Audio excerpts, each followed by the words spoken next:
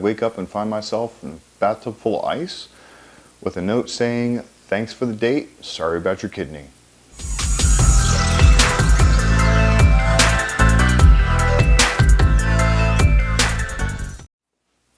Okay, just like in the corner.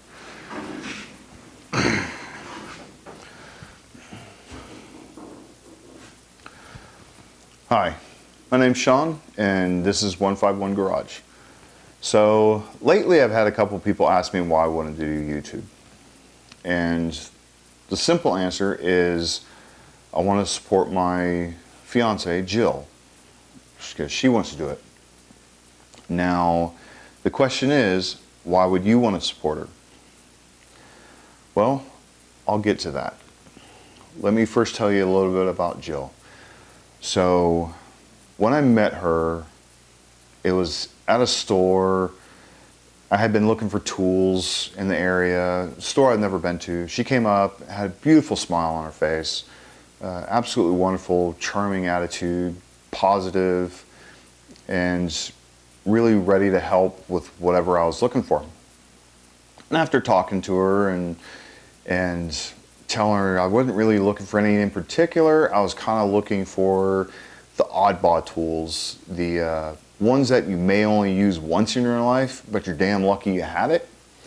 Those are the kind of tools I was looking for. I had everything else. Being a mechanic by trade and by hobbyist, I pretty much had most of the tools I ever needed.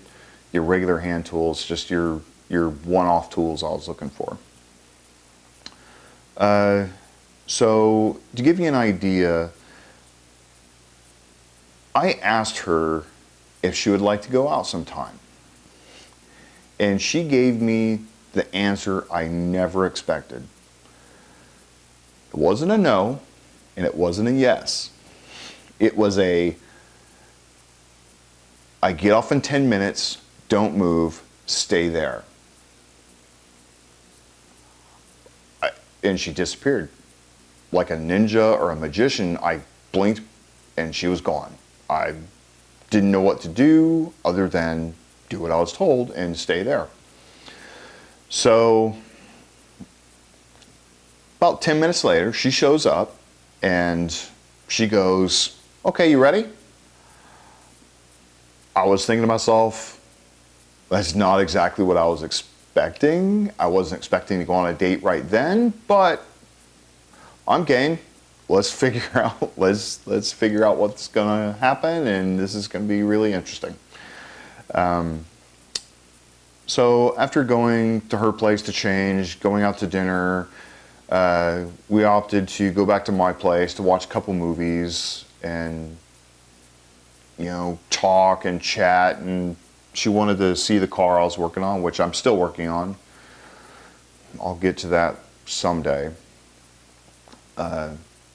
She started to get real tired, and I asked her if she'd like to stay in the master bedroom and I would sleep on the couch. And she thought that was a good idea. She was too tired to drive home, and I didn't want her to get into an accident or something happen such as that to endanger her safety. So, she took a chance on me and I took a chance on her. She had no idea if I was some crazed lunatic. She hasn't found that out yet, so I'm safe. And I didn't know if I'd wake up and find myself in a bathtub full of ice with a note saying, "Thanks for the date, sorry about your kidney." That didn't happen, so I call that a successful date.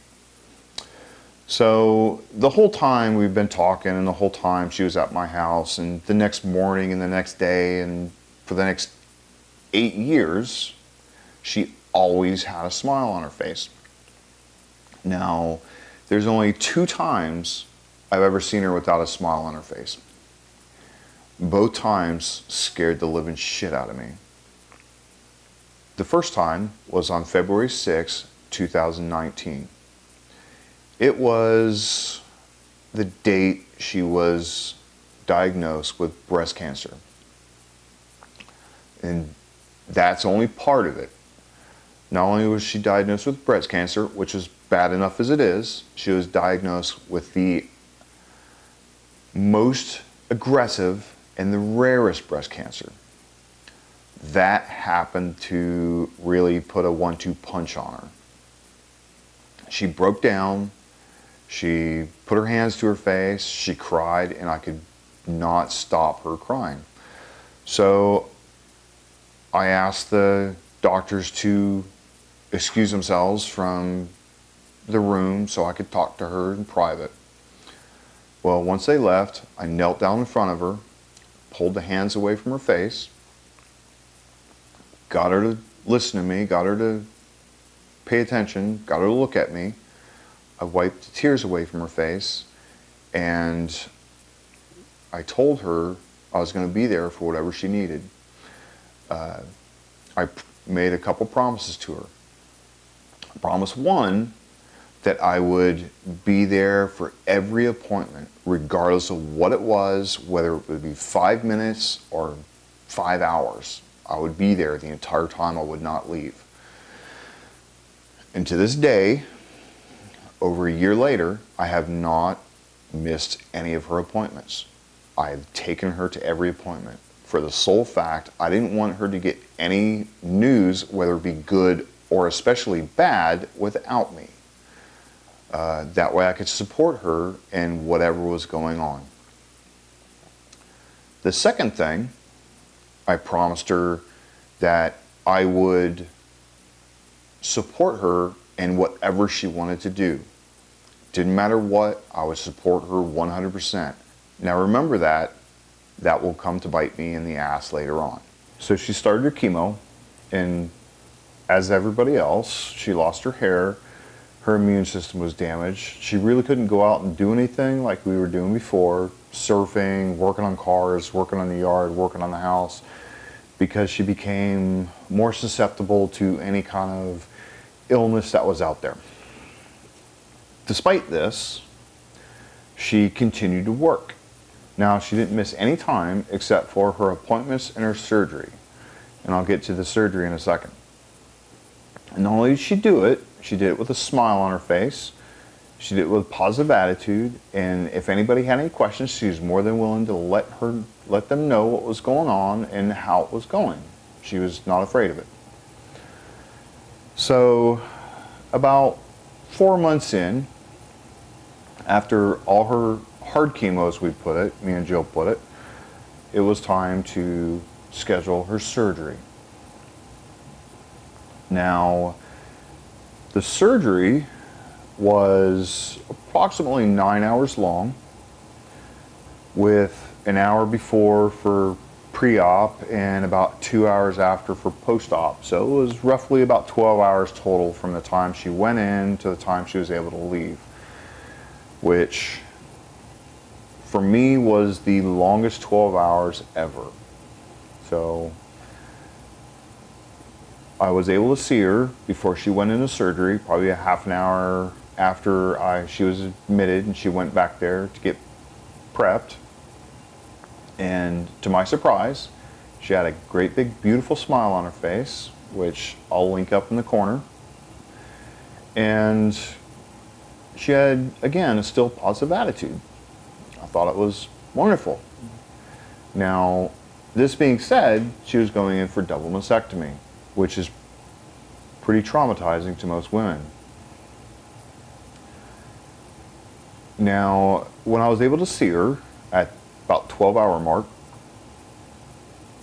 she was still kind of groggy, still kind of out of it, didn't really wake up all that much. We finally got her to wake up, and about a half an hour later, we were able to get her downstairs and into the car. And it was time to take her home. Now, the second time that I seen her without a smile on her face was on the way home. She turned to me with tears rolling down her face and asked me if she made a mistake. That was the hardest thing to hear from her, is her doubting herself for what she had just done. And I told her, no, absolutely not. You did what you needed to do to make yourself more comfortable with what's going on and not to worry about it ever happening again. It's bottom line, you got to do what you got to do to make yourself feel comfortable and to stop worrying. I finally get her home, get her in the second bedroom, isolated from everything else in the house, where the dogs stay away from her, and that way she can feel comfortable, doesn't have to worry about, you know, anybody jarring anything around, moving around or anything. So probably 2 weeks into taking care of her, she calls me into the bedroom and she asked me to sit down. She wants to talk. And I was just like, okay. Sat down, listened to her, and remember what was going to bite me in the ass before? Well, here it goes. She told me she wanted to do YouTube. And I just kind of smiled and I was like, okay, what do you want to do in YouTube? Lo and behold, she wants to work on cars. To my amazement, I think that's a good idea. Because, to be honest, there's not enough females in the automotive community. And I am willing to show all my support in what she wants to do. So here I am to show my support by doing a video and asking for your support to fulfill a wish for a girl who's been through hell and back over the last year. And despite that, has kept a smile on her face, a positive outlook on life, and a good attitude. All it takes is hit the subscribe button, the notification bell, and like the video. And please share with as many people as you can. Now, we did have good news. She was told she was cancer-free, which was the best news we could have ever imagined. And that, with that being said, Jill, I am very proud of you for what you've done and for what you've accomplished, and you kept going. Never gave up. Proud of you. I love you very much. Now I have a promise to you and a comment to everybody else out there. If Jill hits 1,000 subscribers, we will go out car shopping, videotape every bit of it, and we'll find a car for her to work on in the garage, with the help from me, of course, because she's still fairly weak because of the treatments. But it'll be her pick, it'll be her decisions on what we do with it, and it'll be interesting to see what she comes up with. I love you, baby, and I'm very proud of you. Thank you, everybody, for joining us, and hope to see you again. Goodbye.